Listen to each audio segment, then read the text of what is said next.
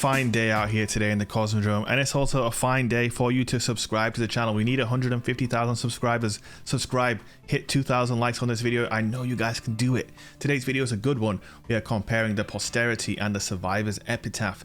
These are probably the two best 180 RPM hand cannons in the game, and we're going to decide which one is the superior weapon of choice.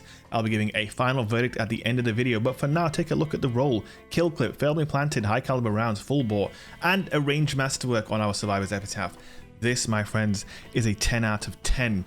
Oh yes, indeed. Let's take it into Crucible right now. Here we go. Bang, bang, bang. He is dead. We reload. That means we have kill clip, and this guy gets obliterated. That is Survivor's Epitaph in a nutshell. That is the deadly nature of this weapon. If you're a Crucible player and you get this thing to drop, basically don't delete any you get with kill clip, and pretty much delete any that you get without kill clip. Yes, it has multi kill clip too, but you really want kill clip on this weapon. Trust me, it makes it a guaranteed 3 tap, 76 to the head, 50 to the body. That's 2 headshots and 1 body shot, guaranteed kill. Absolute filth, my friends, absolute filth. Remember Not Forgotten? Have you forgotten Not Forgotten? Well, guess what? This is a reminder. It's a survivor of that bygone era. Yes, that's right, bygones, the pulse from that same era. The puns are flowing. The gun is glowing because I've got kill clip, get it? And we are 3 tapping every single fool that comes across us in the Crucible. Now for this video, I did 2 games of Rumble with the Survivors, and I did 2 games of Rumble with the Posterity. You know, just enough to give us a feel for each weapon and then deliver our final verdict. This was the first game I had with the Survivor's Epitaph, and we were absolutely dominating the field with this gun. It is an incredibly consistent gun, and one thing I really enjoy about Survivor's Epitaph is the fact that I actually used the blue version of this weapon, the Ballyhoo, to bait my YouTube subscribers, and it was really funny, and that was some good times. You guys remember that? Leave a like if you remember that. Go on. But anyway, I'm just kidding. That's not really a factor as to why I like the gun. The reason why I like the gun is because it's an absolute killing machine. It is a momentum monster. That is what I would call this weapon, a momentum monster. That's right. Once momentum starts going, you are very difficult to be stopped. We also have high caliber rounds on this weapon, which is an absolute flinch beast. Now high cal is especially effective on fast firing weapons. The more shots you take, the more extra flinch you get, and the harder it is for your opponent to fight back. It really is noticeable. You ever tried this gun and you hit all headshots with it, you'll notice that your opponent is just missing every bullet. It's because it's flinching them like crazy. And the third and final ingredient to what makes this gun so disgustingly good is firmly planted. Firmly planted is the superfood of weapon perks. It gives you so many different things. When you slide, you have instant snapshot handling. You get instant accuracy, perfect stability. It feels like aimbot when you crouch with this gun. When you combine that accuracy and handling bonus with the sheer lethality of kill clip, you have an absolute monster on your hands. We also have full bore and a range masterwork on this thing, so it has about as much range as you can muster from this weapon archetype, which isn't much. You know, you're in like the 25 meter kind of region is where you want to be with this gun.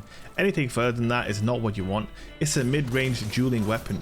If you're not in mid-range, don't engage. Simple as that. You're not going to have a good time fighting a 120 RPM hand cannon at mid-long range. You're going to be hitting nothing, and he's going to be destroying you. But you catch that clown in mid-range with kill clip active, and he is not going to know what hit him. Just like this golden gun. That glacial leap into golden death is a trademark of mine at this point, and goodbye Sentinel.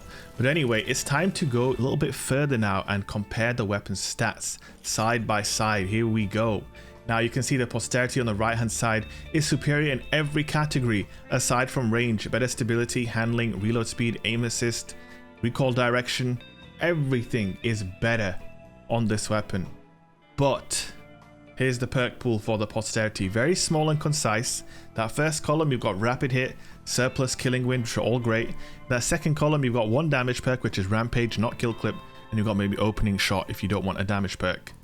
For me, you always want a damage perk. That's just my opinion. It's got a small perk pool, guys, and no high caliber rounds as well. That's one thing to note. It can't roll with high cal or ricochet rounds. It's accurized rounds or nothing basically on this weapon.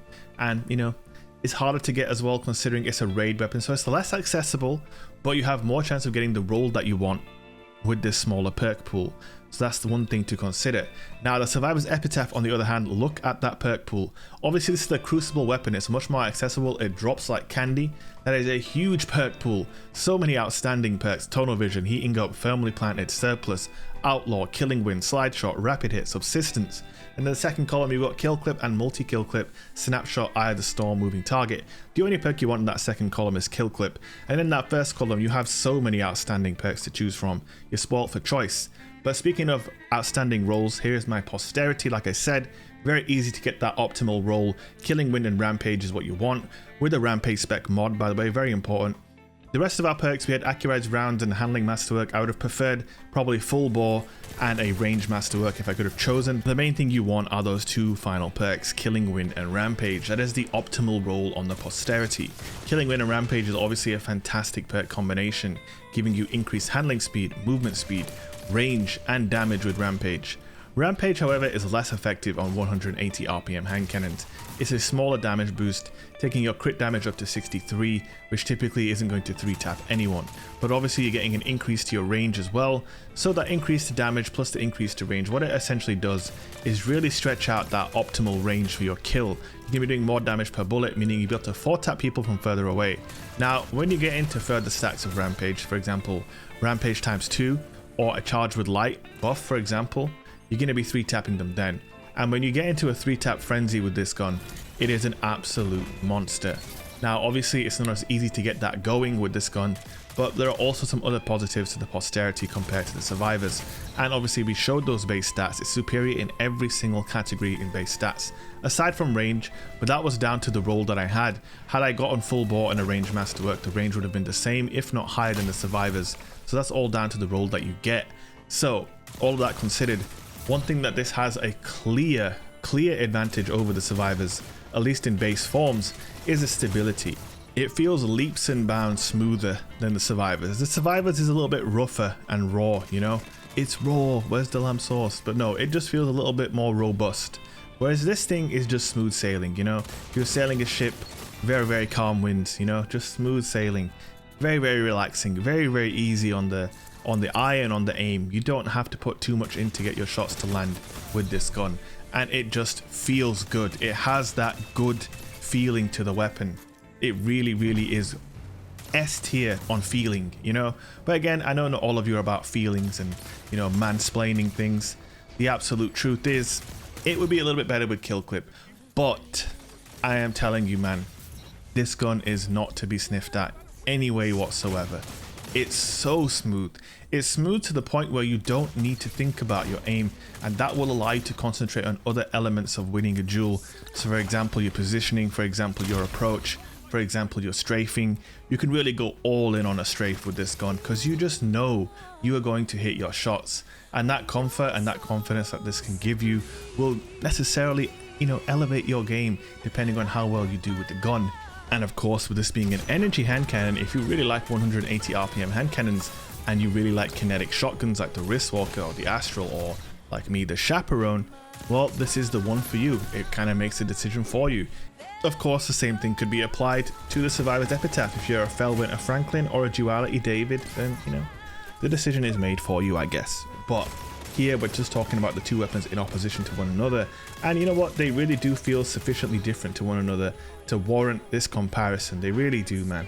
This thing's a little bit more sleek, you know, it's a bit more of a, I would say this is like a German model, you know, it's a German car, whereas the Survivor's Epitaph is a Japanese car. It's all in on the power and the performance, whereas the German car is a bit more luxurious, a little bit of a smoother sail, a little bit of a smoother drive, you know. That is basically how I describe this, you know. The Survivors is a Skyline, and this weapon is a BMW. I know if you don't like cars, then that means nothing to you, but maybe you guys do. That's a bit of a random tangent in this video. But yeah, this gun is just good, man. It feels good in the hands, it looks good, it sounds good, it's got many things going for it. But the all-important final verdict is upon us. What is the better weapon, the Posterity or the Survivor's Epitaph? Well, for me, ladies and gentlemen, the decision is pretty clear. It's the Survivor's Epitaph all day, every day. It's the better weapon. No doubt about it for me. It's just better. It's more lethal. It has better perks. It has more potential. It's easier to get. It's the better gun out of the two, for sure. Guys, that is the end of the video. I hope you guys enjoyed it. If you did, don't forget to leave a like, comment, and subscribe. Check out my live stream, twitch.tv/shake, and come tell me you enjoyed this video. I'll be live right now. Much love, guys, and I will see you in the next one. Peace.